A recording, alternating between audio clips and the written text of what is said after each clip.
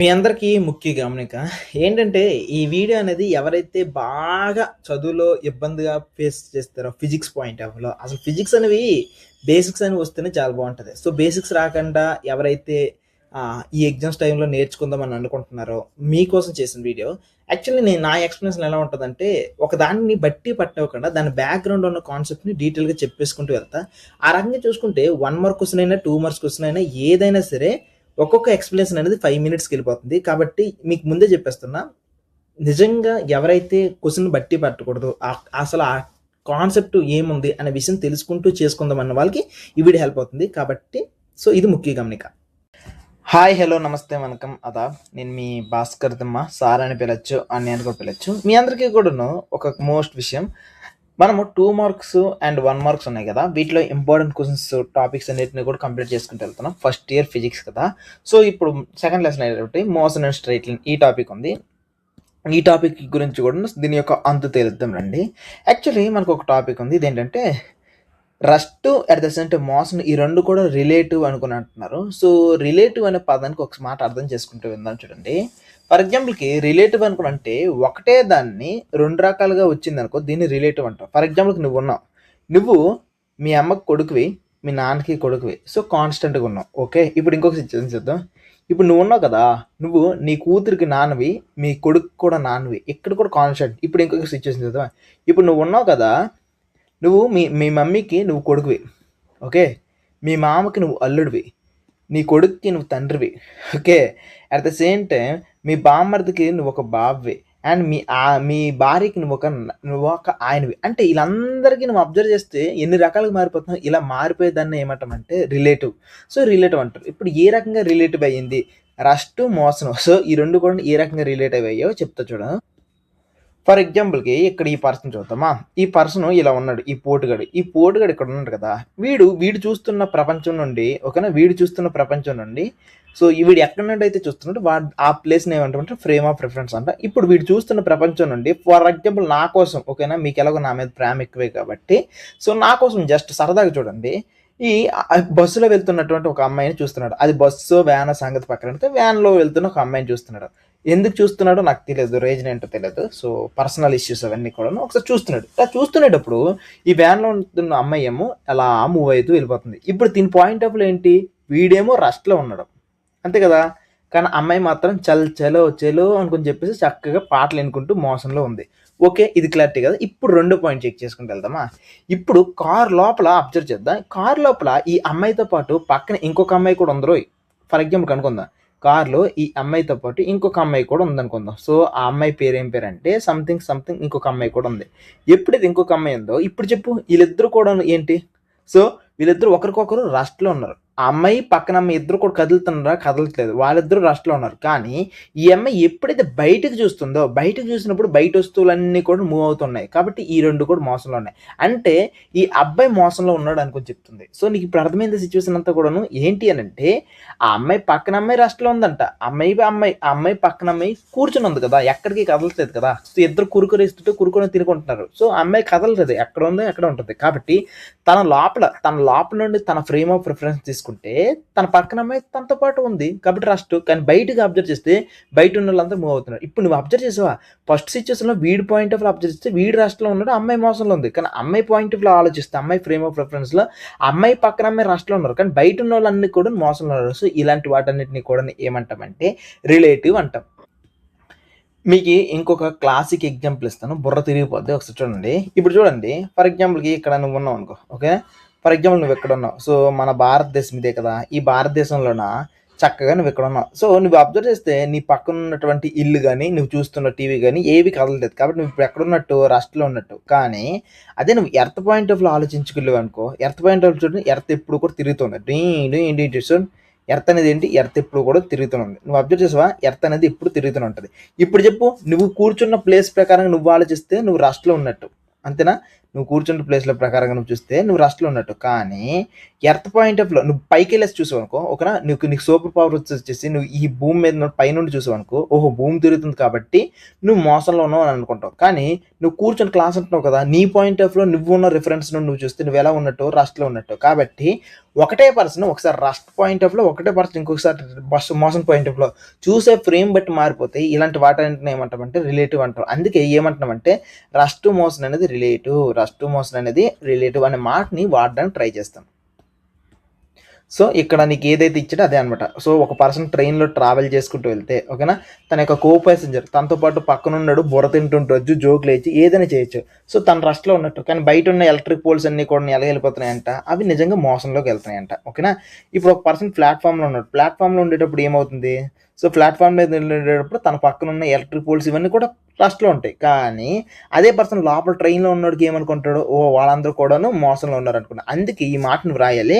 So ఈ మాట రాస్తే నీకు 1 మార్క్, ఈ మాట రాస్తే నీకు 1 mark. So the rust and motion are relative అనే మాటను వ్రాయాలి. ఓకేనా, ఇప్పుడు నెక్స్ట్ క్వశ్చన్ చూద్దామా. ఈసారి ఏమంటున్నాడు అంటే, is it necessary that the direction of the acceleration, okay, acceleration direction, velocity direction ఈ రెండు కూడా సేమ్గా ఉండాలా, సేమ్ డైరెక్షన్లో ఉండాలా అనుకుని అడుగుతున్నాడు. ఓకే, సో ఇది దేని direction, velocity direction, at the same time acceleration direction రెండు సేమ్గా ఉండాలా. సరే అయితే ట్రై చేద్దాం. ఫర్ ఎగ్జాంపుల్కి ఎంత పెద్ద మాట అన్నాడు కాబట్టి మనం ఒకసారి ట్రై చేద్దాం. చూడండి, ఓకే, ఒక పని చేద్దాం. ఇది ఒక రోడ్డు. సో ఈ రోడ్డు మీద ఒక చిన్న పిల్లడు ఏం చేస్తున్నాడంటే, తన చేతిలో ఉన్నటువంటి టైర్ ఉంది కదా, ఈ టైర్ని పట్టుకొని చక్కగా తిరిగేస్తున్నాడు. సో తన చేతిలో ఉన్నటువంటి టైర్ ఉంది కదా, ఈ టైర్ని పట్టుకొని చక్కగా తిరిగేస్తున్నాడు. టైర్ని ఎట్టు కొడుతున్నాడు, ఇలా ఇటువైపు కొడుతాడు అనుకో. సో తిను మూవ్ అవుతుంది కాబట్టి ఈ టైర్ అనేది మూవ్ అవుతూ వెళ్తుంటే, ఇటువైపు ఇలా మూవ్ అవుతూ వెళ్తుంటే దానికి వెలాసిటీ ఉన్నట్టు. ఓకే, వెలాసిటీ ఉన్నట్టు. సో స్పీడ్ అన్న వెలాసిటీ అన్న రెండు ఒకటే. సో వెలాసిటీకి ఎక్స్ట్రాగా ఏముంటుంది అంటే స్పీడ్తో పాటు డైరెక్షన్ ఉంటుంది. సో స్పీడ్తో పాటు డైరెక్షన్ ఉంటుంది. సో ఇది ఒక డైరెక్షన్లో అలా మూవ్ అవుతూ వెళ్తుంది కదా, కాబట్టి దీనికి వెలాసిటీ ఉన్నట్టు టైర్కి. At the same time change in speed. So ఒకవేళ ఇదే టైర్కి సంబంధించి చేంజ్ ఉందనుకో, స్పీడ్లో చేంజ్ ఉందనుకో, చేంజ్ ఆఫ్ స్పీడ్. సో ఎప్పుడైతే చేంజ్ ఆఫ్ స్పీడ్ ఉందో అప్పుడు నీకు ఏమున్నట్టు, యాక్సలరేషన్ ఉన్నట్టు. సో యాక్సలరేషన్ అంటే చేంజ్ ఆఫ్ స్పీడ్. అయితే ఒకటి పెరగడమేనా లేకపోతే తగ్గడమేనా, రెండిట్లో దేన్నైనా సరే నువ్వు యాక్సలరేషన్ అంట. ఇప్పుడు ఇన్ కేస్ వాడు మన క్వశ్చన్ ఏం అడిగాడంటే, యాక్సలరేషన్ డైరెక్షన్, వెలాసిటీ డైరెక్షన్ రెండు సేమ్ అని అన్నాడు. ఓకే, ఫర్ ఎగ్జాంపుల్ ఈ పిల్లడు ఉన్నాడు కదా, ఈ పిల్లడు ఏం చేస్తున్నాడంటే టైర్ని అటు కొడుతున్నాడు. సో టైర్ని అటు కొడుతుంటే టైర్ మూవ్ అవుతుంది కాబట్టి వెలాసిటీ డైరెక్షన్ అంటే ఇటువైపు ఉంది. అట్ ద సేమ్ టైం తను యాక్సలరేషన్ ఎటు వైపు ఇస్తున్నాడు, ఫ్రంట్ వైపు ఇస్తున్నాడు. కాబట్టి ఇక్కడ వి అండ్ ఏ రెండు కూడా సేమ్ డైరెక్షన్లో ఉన్నాయి. ఇది ఫస్ట్ సిచ్యువేషన్. ఇప్పుడు ఇదే సిచ్యువేషన్ని మొత్తాన్ని కూడా రెండో సిచ్యువేషన్లో మార్చుకుంటూ వెళ్తాయి. ఎలా వస్తుందో చెక్ చేద్దాం. చూడండి, టిచ్చుకు మొత్తాన్ని కూడా ఇంకొక టైప్గా మారుస్తాయి. ఎలా వస్తుందో చూద్దాం. ఓకే, ఇప్పుడు ఇదే సిచ్యువేషన్లో ఏం చేస్తున్నాడంటే, ఓకే, టైర్ అనేది వెళ్తుంది. సో ఈ టైర్ అనేది వెళ్తున్నప్పుడు సడన్గా ఏం వేసాడంటే బ్రేక్ వేయడానికి ట్రై చేశాడు. ఎప్పుడైతే బ్రేక్ వేసాడో, ఇప్పుడు చూడు, ఎప్పుడైతే బ్రేక్ వేస్తున్నాడో అప్పుడు బ్రేక్ వేసేటప్పుడు ఏమవుతుందంటే, ఇది సైకిల్ అనుకో, ఒకవేళ బ్రేక్ వేయడానికి ట్రై చేస్తుంటే బ్రేక్ వేస్తున్నప్పుడు టైర్ అనేది కొద్దిగా ముందు అవ్వడానికి ట్రై చేస్తుంటుంది, వెళ్తుంటుంది కదా, స్లోగా నువ్వు బ్రేక్ వేస్తున్నప్పుడు టైర్ అనేది అలా ముందుకు వెళ్తుంటుంది. సో వెలాసిటీ డైరెక్షన్ ఎట్టుంది, రైట్ సైడ్ ఉంది.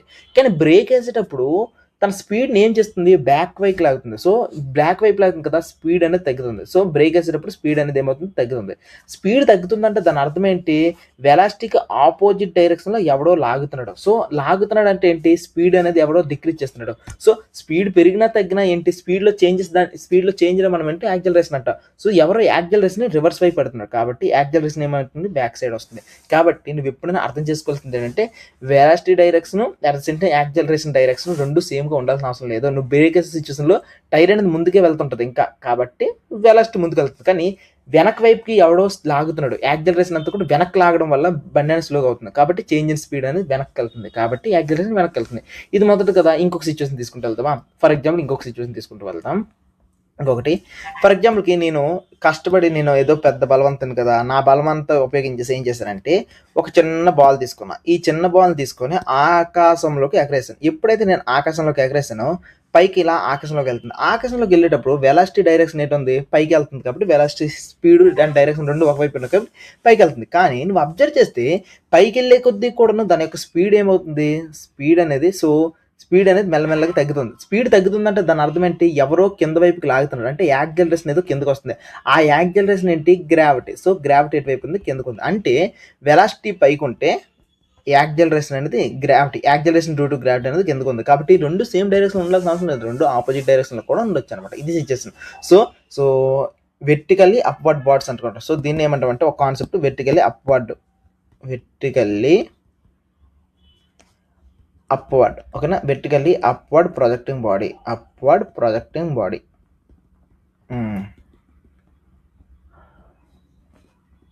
వెర్టికల్లీ అప్వర్డ్ ప్రొజెక్టింగ్ బాడీ ఉంది కదా. బాల్ అనేది పైకి వెళ్ళినప్పుడు అనమాట సిచ్యువేషన్. సో వెలాసిటీ పైకి ఉంటుంది, గ్రావిటీ అనేది కిందకు ఉంటుంది. అందుకే స్పీడ్ అనేది మెల్లమెల్ల తగ్గుతుంటుంది, ఎందుకంటే యాక్సిలరేషన్ కిందకు పుష్ చేస్తుంది వెళ్తుంది కదా. కింద పుష్ చేస్తుంటే స్పీడ్ అనేది తగ్గుతుంది. సో మనకు కావాల్సిన ఒకసారి క్వశ్చన్ చదువుకుందామా. సో యాక్సిలరేషన్ డైరెక్షన్ రెండు కూడా ఉండాల్సిన అవసరం లేదు. కాబట్టి నీడ్ నాట్ అనుకుని నువ్వేం రాస్తావు అంటే ఎగ్జామ్లో నీడ్ నాట్ అనుకుని రాసినా, లేదు ఇంకొక పదం ఉంటుంది అదేంటంటే నో. సో నో అనుకుని ఒక మాట రాసిన, ఈ రెండిట్లో ఏది రాసినా నీకు ఒక 1 మార్క్ ఇచ్చేస్తాడబ్బా. సో 1 మార్క్ హ్యాపీగా నువ్వు తీసుకోవచ్చు. మొదటిది అయిపోయింది. ఇప్పుడు రెండో పాయింట్ ఏంటంటే, ఇప్పుడు ఈ ఎక్స్ప్లెనేషన్ చూద్దామా. ఎప్పుడైతే నువ్వు ఒక బాడీని ప్రొజెక్టెడ్ వెర్టికల్ అప్వర్డ్స్ పైకి అనేది వేసేటప్పుడు direction of velocity is upward. అవును, వెలాసిటీ అనేది పైకి ఉంటుంది, అందుకే కాబట్టి వెలాసిటీ ఎటువైపు ఉంటే డైరెక్షన్ కూడా అటువైపు ఉంటుంది, కాబట్టి బాల్ పైకి వెళ్తుంది. కానీ యాక్సిలరేషన్ ఎటువైపు ఉంది, కింద వైపు ఉంది. దీనికి ఒక ఎగ్జాంపుల్, గివ్ అన్ ఎగ్జాంపుల్ అన్నావనుకో, వెర్టికల్లీ ప్రొజెక్టెడ్ బాడీ. సో దీనికి ఒక ఎగ్జాంపుల్ రాయమంటే రాసేస్తాం అంటే ఎగ్జాంపుల్ ఏంటంటే, ఒక బాల్ని పైకి ఇసిరినా, ఓకేనా, బాల్ పైకి ఇసిరినా, లేకపోతే బ్రేక్స్ నువ్వు అప్లై చేసిన, ఈ రెండిట్లో ఏది జరిగినా సరే ఒకటే అనమాట సిచ్యువేషన్. ఓకేనా. నెక్స్ట్ క్వశ్చన్ అడుగుతాడు చూడు, యాక్సిలరేషన్ 0 అయిపోవాలంట. యాక్సిలరేషన్ ఒక బాడీకి సంబంధించి యాక్సిలరేషన్ ఉండాలి గంట, కానీ వెలాసిటీ 0 అయిపోవాలంట. ఇలాంటి సిచ్యువేషన్ ఏమైనా ఉందా అనుకున్నాడు కదా. సో దీన్ని ఒకసారి ఆన్సర్ చెప్పడానికి ట్రై చేస్తాం చూడండి. ఒకసారి ఈ వెర్టికల్లీ ప్రొజెక్టెడ్ అప్వర్డ్స్ బాడీని నువ్వు అబ్జర్వ్ చేస్తే, ఒక బాల్ అనేది ఫర్ ఎగ్జాంపుల్ అనుకోండి ఏంటంటే ఆకాశంలో అన్నిటికంటే పైన టాప్ పొజిషన్స్కి వెళ్ళిపోయింది. టాప్ పొజిషన్స్కి వెళ్ళినప్పుడు దాని యొక్క స్పీడ్ ఎంత అయిపోద్దిరా, టాప్ పొజిషన్లో దాని యొక్క స్పీడ్ అనేది, సో దాని యొక్క వెలాసిటీ అనేది 0 అయిపోతుంది, అంతే కదా. వెలాసిటీ అంటే స్పీడ్. సో వెలాసిటీకి ఏముంటుంది, ఒకటి స్పీడ్ ఉంటుంది, రెండోది డైరెక్షన్ ఉంటుంది. నువ్వు అబ్జర్వ్ చేస్తే నువ్వు ఎప్పుడైతే బాల్ టాప్కి వెళ్ళిపోతే ఒక స్ప్లిట్ సెకండ్ పాటు వెలాసిటీ ఎంత ఉంటుంది, 0 ఉంటుంది. కానీ ఈ బాల్ మీద యాక్సిలరేషన్ అంటే గ్రావిటీ ఉంటుందా ఉండదా, డెఫినెట్లీ గ్రావిటీ అనేది కింద గుంజుతూ ఉంటుంది. సో గ్రావిటీ అనేది ఎప్పుడు ఆగిపోతుంది. కాబట్టి పైన పర్టికులర్ సిచ్యువేషన్లో వెలాసిటీ 0 అయ్యి ఉండొచ్చు, కానీ యాక్సిలరేషన్ డ్యూ టు గ్రావిటీ కూడా యాక్సిలరేషన్ కదా. సో అది మాత్రం కిందకి లాగుతుంటుంది. కాబట్టి ఈ పర్టికులర్ సిచ్యువేషన్లో నువ్వేం అర్థం చేసుకుంటూ వెళ్ళొచ్చు అంటే, ఓకే, ఇన్ కేస్ ఆఫ్ ఒక వెర్టికల్లీ ప్రొజెక్టెడ్ బాడీలో మ్యాక్సిమం హైట్కి వెళ్ళినప్పుడు వెలాసిటీ 0 అయిపోయింది స్పీడ్, కానీ యాక్సిలరేషన్ డ్యూ టు గ్రావిటీ మాత్రం ఇంకా కిందకి ఉంటుంది. కాబట్టి ఇక్కడ ఇది పాసిబిలిటీ అవుతుంది, అందుకే ఎస్ అనే మాట అనేది నువ్వు వాడుకుంటూ వెళ్తా ఉంటా. నెక్స్ట్ క్వశ్చన్ అడిగాడు, విచ్ ఈజ్ గ్రేటర్ 72 km/h లేకపోతే 25 m/s, ఈ రెండిట్లో ఏది ఎక్కువ అనుకుని అడిగాడు. సో దీనికి ఆన్సర్ చెప్పడం ట్రై చేద్దాం. మనకి ఈ క్వశ్చన్ ఏమి ఇచ్చాడంటే 72 km/h ఇది ఒక కాన్సెప్ట్ ఇచ్చాడు. రెండో కాన్సెప్ట్ దేని మీద ఇచ్చాడు, 25 m/s, ఓకేనా, 25 m/s. సో 25 m/s ఇచ్చాడు, అంతే కదా. ఇప్పుడు నేనేం చేస్తానంటే ఈ రెండిట్లో ఏది ఎక్కువ ఏది తెలియాలంటే, దీన్ని km/h ఉంది కదా, ఈ కిలోమీటర్లో ఉంది, ఇదేమో మీటర్లో ఉంది, ఇదేమో హవర్స్లో ఉంది, ఇదేమో సెకండ్స్లో ఉంది.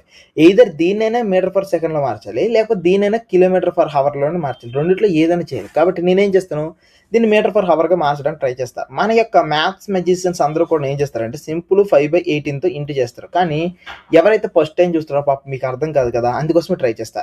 72 కిలోమీటర్స్ కదా, కిలోమీటర్ అంటే ఎన్ని మీటర్స్, 1000 మీటర్స్. సో 1000 మీటర్స్ ఉందా, 1000 మీటర్స్ ఉంది, ఓకే, 1000 మీటర్స్. హవర్ కదా, హవర్కి కింద సెకండ్స్లో ఉంది కాబట్టి ఎన్ని సెకండ్స్ ఉంటాయి హవర్కి ఎన్ని సెకండ్స్ ఉంటాయి అంటే 60 మినిట్స్. సో 60 మినిట్స్కి ఒక మినిట్కి ఎన్ని సెకండ్స్ ఉంటాయి చూద్దాం, ఒక మినిట్కి 60 సెకండ్స్. అలాంటిది 60 మినిట్స్ ఉన్నాయి కదా, 60 మినిట్స్కి ఎన్ని సెకండ్స్ ఉంటాయి అంటే 60 × 60 చేస్తే నీకు ఆన్సర్ 600 సెకండ్స్ వస్తుంది. కాబట్టి 3600 సెకండ్స్ వచ్చింది. ఓకే, ఇప్పుడు చూడండి నాకు కావాల్సిన ఆన్సర్ చూడండి, మినిట్స్/సెకండ్లో వస్తుంది కదా. సో m/s నాకు వస్తుంది. ఇప్పుడు దీన్ని కట్ చేద్దాం, 0 0 0 0 కట్ చేస్తే నాకేంటి, సో కట్ అయింది కదా, 0 0s కట్ అయ్యి. ఓకే, ఇప్పుడు చూడు 0 0s కట్ అయ్యి కదా, 2 5 = 10, 2 8 = 16. సో నాకు అల్టిమేట్గా ఏంటి 72 × 5/18 చేస్తే నాకేంటి, సో వచ్చింది m/s వచ్చింది, m/s మార్చిపోయింది. ఓకేనా. ఇప్పుడు 72 × 5 చేస్తే నాకు వచ్చే ఆన్సర్ ఎంత, 5 2 = 10, 5 7 = 35 /18 కదా. ఓహో, దీన్ని ఒకసారి చూద్దాం. 18 4 ఎంత, 72 అయినా. సో 18 1 = 18 4 4 5 ఎంత, 20. సో 4 5 = 20 m/s వచ్చింది దీని ఆన్సర్. ఇది 20 మీటర్ పర్ సెకండ్. నాకు ఆల్రెడీ స్టార్టింగ్ నుండి కావాల్సింది ఏంటి, ఇది 25 మీటర్ పర్ సెకండ్. ఈ రెండిట్లో ఏది ఎక్కువ రా నువ్వే చూడు. ఈ రెండిట్లో ఏది ఎక్కువ అంటే ఆబ్వియస్లీ ఇదే ఎక్కువ, కాబట్టి దిస్ ఇస్ ద గ్రేట్. ఓకేనా. సో ఈ మొత్తం సమ్లో ఏంటంటే ఈ మీటర్స్ని కిలోమీటర్స్ని మీటర్స్లో మార్చుకుని సెకండ్స్లో మార్చుకోవడమే ఈ సమ్ అంతా కూడాను. నాకు తెలిసి నువ్వు సాల్వ్ చేస్తుంటావు. మీకు స్టార్టింగ్లో ఒక మాట చెప్పాను గుర్తుందా? సో కిలోమీటర్స్ని మీటర్లో మార్చుకోవాలంటే 5/18తో ఇంటూ చేస్తే సరిపోద్ది అన్నాను కదా. ఇప్పుడు మీ అందరికీ చిన్నగా మైండ్లో ఎక్కడైనా చిన్న క్వశ్చన్ ఉండిపోవచ్చు. అది ఏంటి అని అంటే, ఫర్ ఎగ్జాంపుల్కి అవుట్ ఆఫ్ ది టాపిక్ అనుకుందా, మరి అది 5/18తో ఇంటూ చేస్తే కిలోమీటర్స్ అవర్స్లో మార్చింది కదా. ఇప్పుడు ఫర్ ఎగ్జాంపుల్కి నాకు 20 మీటర్ పర్ సెకండ్ వచ్చింది. ఇప్పుడు ఈ 20 మీటర్ పర్ సెకండ్ ఉంది కదా, దీన్ని 18/5తో ఇంటూ చేస్తే నాకు కిలోమీటర్ పర్ హవర్స్లో మారిపోద్ది అంటే ఆబ్వియస్లీ మారిపోద్ది. నువ్వు కిలోమీటర్ పర్ హవర్తో చేయాలంటే 18/5తో నువ్వు ఇంటూ చేయి, వచ్చేస్తుంది ఆన్సర్. కావున చూడు 5 1 జా 5 4 జా, అప్పుడేంటి 40 వచ్చి 4 కదా. 4 × 8 ఎంత 72. So 72 divided 72 kilometre per hour. This is the answer. That's it. So ఇక్కడ వరకు నీకు ఈ పైన అడిగిన క్వశ్చన్ కింద వరకు అవసరం లేదనమాట. ఓకేనా. నెక్స్ట్ క్వశ్చన్ చదువుమా. ఈసారి నెక్స్ట్ క్వశ్చన్ ఇచ్చాడు, దీన్ని ఒకసారి సాల్వ్ చేద్దామా. ఈసారి క్వశ్చన్ ఏమి ఇచ్చాడంటే, సో నీకు ఒక సెమీ సర్క్యులర్ పాత్ ఇచ్చాడు. సో ఇది ఒక సర్కిల్ అనుకో. అయ్యో బాబు, ఇది ఒక సర్కిల్ కదా. ఓకే, ఈ సర్కిల్లోనే ఎగ్జాక్ట్గా ఏమి ఇచ్చాడంటే కరెక్ట్ హాఫ్ డిస్టెన్స్ ఇచ్చాడు. ఇలా సెమీ సర్క్యులర్ పాత్ అంతా. ఓకే, సెమీ సర్క్యులర్ పాత్ ఇచ్చాడు. ఓకే, ఇలా ఇచ్చాడు. ఓకే, ఇప్పుడు నాకు ఏమడుగుతాడంటే వీడు ఏ అనే పాయింట్ నుండి బి అనే పాయింట్ వరకు సమ్ వెళ్ళాడు అనుకో. ఈ మొత్తం కూడా ఒక డిస్టెన్స్ ఉంటుంది కదా. సో ఆ మొత్తం డిస్టెన్స్ అనేది తీసుకుందాం. సో ఈ మొత్తానికి కూడా ఒక డిస్టెన్స్ ఉంటుంది. Distance at the same time A నుండి బి వరకు వెళ్ళాడు కదా. అట్ ద సేమ్ టైం వీడంటూ ఏ అండ్ పాయింట్ నుండి బి అనే పాయింట్కి డిస్ప్లేస్మెంట్ కావాలి. డిస్ప్లేస్మెంట్ అంటే ఏంటి, షార్టెస్ట్ ప్లేస్ కదా. సో డిస్టెన్స్కి డిస్ప్లేస్మెంట్కి వాడు ఏం అడిగాడు అంటే రేషియో అడిగాడు. సో డిస్టెన్స్కి డిస్ప్లేస్మెంట్కి రేషియో అనుకుని అడిగాడు. ఓకే, డిస్టెన్స్కి డిస్ప్లేస్మెంట్కి రేషియో అడిగాడు కాబట్టి డెఫినెట్లీ చెప్తాం, టన్నులు కూడా చెప్తాం. సో ఈ సమ్లో ఏం అడిగాడు, డిస్టెన్స్కి డిస్ప్లేస్మెంట్కి రేషియో అడిగాడు. సో హ్యాపీగా చెప్పేదాం చూడ. అయితే ఈ పర్టికులర్ సిచ్యువేషన్లో టోటల్ డిస్టెన్స్ ఏంటి, ఏ నుండి బి వరకు ఎంత దూరం వెళ్ళాడు అది డిస్టెన్స్. ఆ మొక్క నీకు తెలుసు నాకు తెలుసు. మరి డిస్ప్లేస్మెంట్ ఏంటంటే ఈ ఒక రెండు పాయింట్స్ మధ్య ఉన్నటువంటి షార్టెస్ట్ డిస్టెన్స్ని మనం ఏమంటామంటే డిస్ప్లేస్మెంట్ అంటాం. ఫర్ ఎగ్జాంపుల్కి నేను ఒక సిచ్యువేషన్ తీసుకుంటా. ఒక అబ్బాయి ఇలా ట్రావెల్ చేసుకుంటూ వెళ్ళాడు. సో ఏ అనే పాయింట్ నుండి బి అనే పాయింట్ వరకు ఎన్ని వంపులు అయితే తిరిగాడు అదంతా డిస్టెన్స్. కానీ డిస్ప్లేస్మెంట్ కావాలంటే ఏ అనే పాయింట్ నుండి బి అనే పాయింట్ వరకు షార్టెస్ట్ డిస్టెన్స్ చెక్ చేసుకుంటూ వెళ్తాం. ఓకేనా. నెక్స్ట్ ఇంకొక పాయింట్ చెక్ చేద్దాం. ఒక అబ్బాయి అన్నాడు ఇక్కడ నుండి మొదలెట్టాడు, ఇలా ఇక్కడికి వచ్చి సెండ్ అయ్యాడు. ఓకేనా. ఇక్కడ నుండి మళ్ళీ ఇలా తిరిగేసి ఇక్కడికి వచ్చి సెండ్ అయ్యాడు. సో వీడు ట్రావెల్ చేసిన టోటల్ డిస్టెన్స్ నువ్వు అబ్జర్వ్ చేస్తే వీడు ట్రావెల్ చేసిన ఏ అనే పాయింట్ నుండి బి అనే పాయింట్ వరకు వచ్చాడు కదా. ఇదంతా డిస్టెన్స్. కానీ డిస్ప్లేస్మెంట్ కావాలంటే ఈ రెండింటి మధ్య ఏదైతే చిన్నది ఉందో అదే డిస్ప్లేస్మెంట్. ఇక్కడ ఈ సర్కిల్ పాయింట్ ఆఫ్ లో కూడాను డిస్ప్లేస్మెంట్ ఏంటి, ఏ అనే పాయింట్ నుండి కరెక్ట్ బి అనే పాయింట్కి చిన్నగా నువ్వు రేడియస్ అని డ్రా చేసుకుంటూ వెళ్ళిపోయావు అనుకో, నీకు డిస్ప్లేస్మెంట్ వచ్చేస్తుంది. సో ఒక మాటలో చెప్పాలంటే డిస్ప్లేస్మెంట్ ఏ అనే ప్లేస్ నుండి బి అనే ప్లేస్కి నువ్వు ఒకవేళ మాయమైతే తక్కువ దూరం ఏదుందో చూసుకుంటే దాన్నే డిస్ప్లేస్మెంట్ అంటావు. సో ఏ అనే పాయింట్ నుండి బి అనే ప్లేస్కి నీకు మాయమయ్యే శక్తి ఉంటే ఏదైతే తక్కువ డిస్టెన్స్ పడుతుందో ఆ డిస్టెన్స్లో నువ్వు మాయమవ్వడానికి ట్రై చేస్తావు. ఆ డిస్టెన్స్లో. ఓకే, ఇప్పుడు ఈ సర్కిల్కి సంబంధించి డిస్టెన్స్ ఎంత నాకు తెలియదు. మామూలుగా హోల్ సర్కిల్ ఉందనుకో, హోల్ సర్కిల్ యొక్క సర్కంఫరెన్స్ ఫార్ములా ఏంటంటే 2πr అంటే 2πr. ఓకే, 2πr అనేది టోటల్ ఫార్ములా. ఇది అందరికీ తెలిసిన రూలే. మొత్తం సర్కిల్ యొక్క సర్కంఫరెన్స్ ఏ అనే పాయింట్ నుండి బి అనే పాయింట్ వరకు మొత్తం దూరం 2πr. కానీ వీడు మొత్తం దూరం వెళ్ళాయి కరెక్ట్గా ఇక్కడ మొదలెట్టేసి ఇక్కడ వరకు వచ్చాడు. సో అంటే హాఫ్ ప్లేస్ వచ్చాడు. హాఫ్ అంటే 2/2 చేస్తే నీకేంటి జస్ట్ πr మాత్రమే. ఓకేనా. ఇక్కడ నుండి ఇక్కడ తయారీ మొత్తం డిస్టెన్స్ ఎంత వీడు just πr distance πr. Okay, πr. Okay, ఇప్పుడు నీకు ఏం కావాలి, డిస్ప్లేస్మెంట్ కావాలి. ఒక మాట చెప్పు, ఇది రేడియసా కాదా? Obviously radius. ఓకే, రాడియస్. ఇదంతా రేడియస్. ఇక్కడ వరకు ఒక రేడియస్, ఇక్కడ నుండి ఇక్కడ వరకు రేడియస్. రెండు రేడియస్లు కలిపితే నీకు టోటల్ డిస్ప్లేస్మెంట్ వచ్చేస్తుంది కాబట్టి 2r. ఓకేనా, 2r అనేది వచ్చేస్తుంది. అయితే ఇప్పుడు చూడు, రేడియస్కి క్యాన్సిల్ కొడదామా. సో రేడియస్కి నువ్వు క్యాన్సిల్ కొట్టేసావు. అట్ ద సేమ్ టైం మిగిలిపోయింది ఏంటి, π/2 మిగిలింది కదా. పై యొక్క వాల్యూ ఎంత 22/7 ఇంటూ, సో కింద ఎంత ఉండిపోయింది 2 అనేది ఉండిపోయింది కాబట్టి 2కి క్యాన్సిల్ చేయి. ఎప్పుడైతే నువ్వు 2కి 2 1 జా క్యాన్సిల్ చేస్తే 11/7 వచ్చింది. కాబట్టి నీకు ఈ పర్టికులర్ సమ్లో ఈ పర్టికులర్ సిచ్యువేషన్లో నీకు కావాల్సిన ఆన్సర్ ఏంటంటే ఏదైతే డిస్టెన్స్కి డిస్ప్లేస్మెంట్కి వాడు అడిగిన రేషియో ప్రకారం నువ్వు చేస్తే నీకు ఫైనల్ ఆన్సర్ 11/7 వస్తుంది. సో ఇక్కడ నువ్వు చెక్ చేస్తే ఇదే ఆన్సర్. ఓకేనా. సో నువ్వు చెక్ చేసుకుంటే 11/7 అనేది వస్తుంది. So πr, so under 2r అనుకుని ఉంటుంది. నెక్స్ట్ క్వశ్చన్ చూద్దామా. నెక్స్ట్ ఇక్కడ ఒక క్వశ్చన్ ఇచ్చాడు. ఏమి ఇచ్చాడంటే మనకు ఒక డిస్ప్లేస్మెంట్ ఇచ్చాడు. సో ఈ డిస్ప్లేస్మెంట్ అనేది ఎంత ఇచ్చాడు కదా. ఇప్పుడు దీనికి సంబంధించి మనకి యాక్సిలరేషన్ ఫైండ్ అవుట్ చేయమన్నాడు.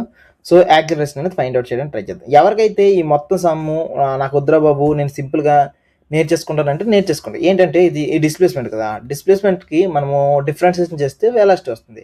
వెలాసిటీని డిఫరెన్షియేట్ చేస్తే మనకి యాక్సిలరేషన్ వస్తుంది. ఎందుకంటే చేంజ్ ఇన్ డిస్ప్లేస్మెంట్ అనేది వెలాసిటీని డిఫరెన్షియేట్ చేస్తే change in velocity. So, change in displacement అనేది వెలాసిటీ అయింది.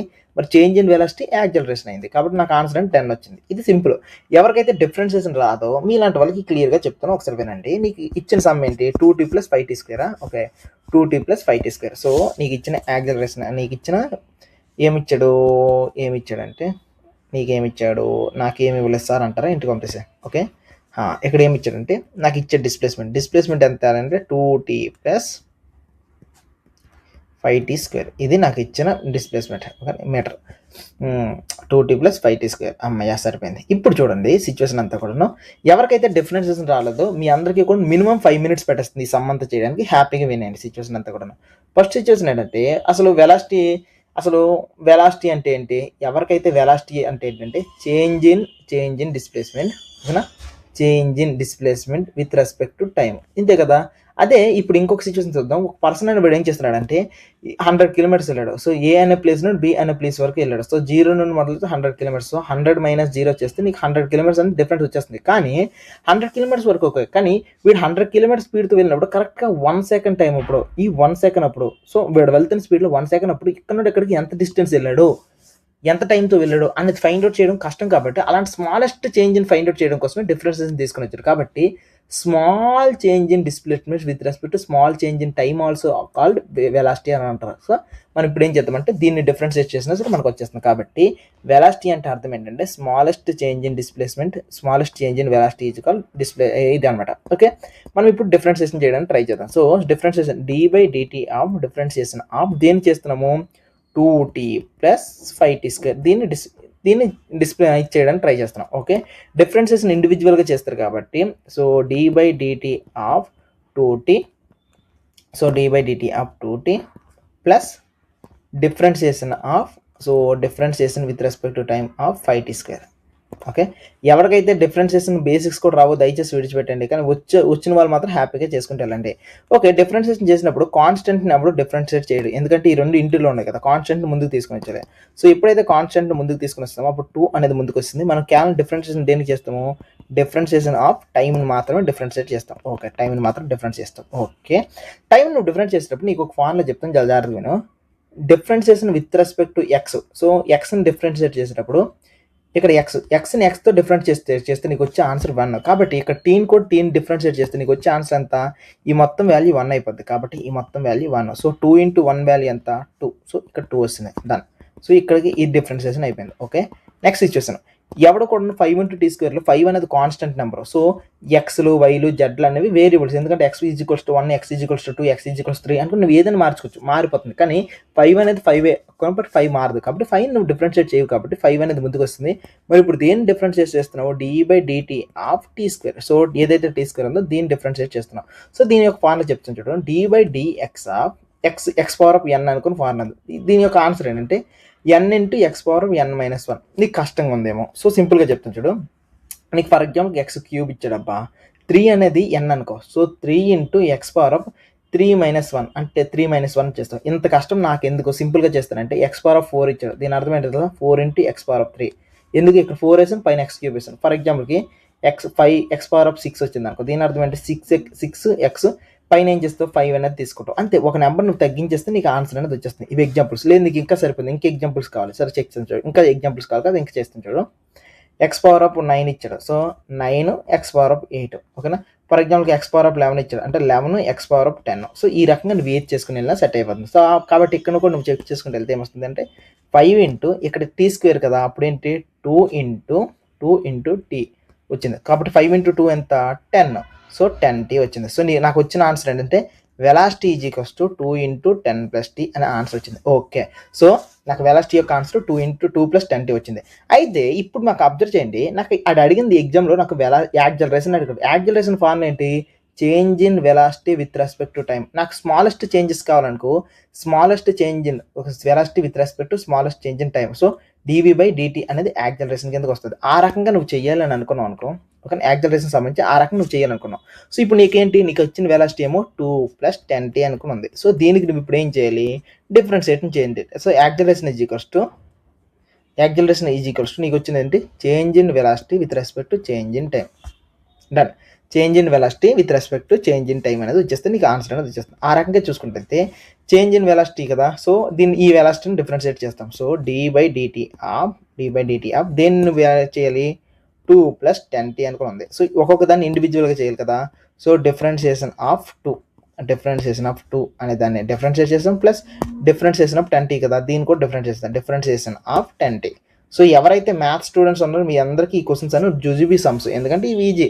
సో ఇక్కడ మీకు ఒక చిన్న ఫార్ములా చెప్తాను, డిఫరెన్షియేషన్ ఆఫ్ ఎనీ కాన్స్టెంట్, ఏదైనా ఒక కాన్స్టెంట్ ఉందనుకో, ఆ కాన్స్టెంట్ వాల్యూకి నువ్వు డిఫరెన్షియేట్ చేస్తే నీకు 0 వస్తుంది. కాబట్టి ఆ రకంగా చూస్తే డిఫరెన్షియేషన్ ఆఫ్ 2 అనేది కాన్స్టెంట్ కదా, దాన్ని నువ్వు డిఫరెన్షియేట్ చేసావు అనుకో, నీకు ఆన్సర్ అనేది 0 వచ్చింది. కాబట్టి ఏం వాల్యూ లేదు. నెక్స్ట్ ఇప్పుడు 10 × t. సో ఎవడు కూడాను 10 × t ఇలా ఇంటిలో ఉన్నప్పుడు కాన్స్టెంట్స్ని ఎవడు డిఫరెన్షియేట్ చేయడు. కాబట్టి 10 అనే దాన్ని తీసుకుని వచ్చేస్తాం. సో ఇప్పుడు నీకు సమ్ అనేది చూడండి, d/dt ఆఫ్ పైన కూడా ఏమైపోయింది t. సో కింద మీద 2 ఉండిపోయింది అనుకో, దాని యొక్క వాల్యూ ఎంత 1. మీరు ఆల్రెడీ తెలుసుకున్నారు. కాబట్టి 10 × 1 వాల్యూ ఎంత 10. కాబట్టి నెక్స్ట్ ఫైనల్గా వచ్చిన యాక్సిలరేషన్ సిచ్యువేషన్ చూడండి, ఏదైతే యాక్సిలరేషన్ ఉందో acceleration is equals to 10 m/s² ఉంటుంది. This is the answer. ఓకేనా. ఎవరికైతే డిఫరెన్షియేషన్ సమ్స్ వచ్చి మీరు ఇవన్నీ చేయండి అబ్బా, ఎవరికైతే రాలేదో అది విడిచిపెట్టండి అబ్బా. ఓకేనా, అంతకుమించి ఈ టాపిక్ లేదు. సో ఈ లెసన్కి సంబంధించి ఇవి ఇంపార్టెంట్ క్వశ్చన్స్, కొన్ని మేజర్ ఇంపార్టెంట్ క్వశ్చన్స్ మీరు తప్పకుండా నేర్చుకోవాలి. వాటికి ఫ్రమ్ స్క్రాచ్ నుండి ఎక్స్ప్లెనేషన్ ఇది. సో మళ్ళీ నెక్స్ట్ కాన్సెప్ట్లో మళ్ళీ కలదు. అంతవరకు సెలవు, బై, టాటా.